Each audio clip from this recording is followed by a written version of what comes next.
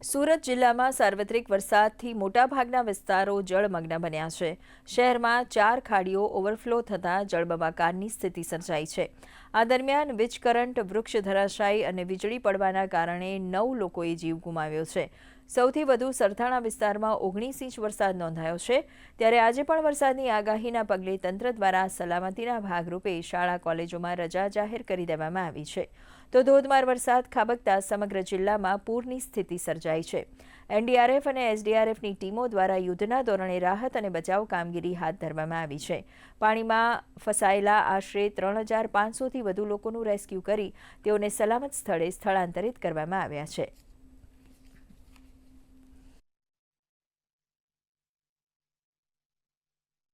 ખૂબ ભારે વરસાદ સુરત શહેરમાં થયું છે. ગુજરાત રાજ્યના માનનીય મુખ્યમંત્રી શ્રી અને ઉપમુખ્યમંત્રી શ્રી દ્વારા રાહત અને બચાવ માટેની તમામ માર્ગદર્શન અને તમામ પ્રકારની કામગીરી માટેની સૂચનાઓ આપવામાં આવેલ છે.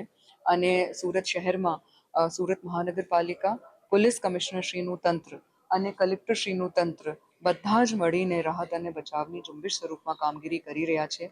અત્યારે સરકારશ્રી દ્વારા ખૂબ ઝીણવટપૂર્વક સતત તમામ કામગીરીનું મોનિટરિંગ કરવામાં આવી રહ્યું છે અને તમામ પ્રકારની સહાય સરકારશ્રી દ્વારા પૂરી પાડવામાં આવી રહી છે. બધું જો એનડીઆરએફ, એસડીઆરએફ, જુદા જુદા વિભાગો સાથેના કોર્ડિનેશન, મશીનરી, મેનપાવર આ તમામ પૂરું પાડવામાં આવી રહ્યું છે.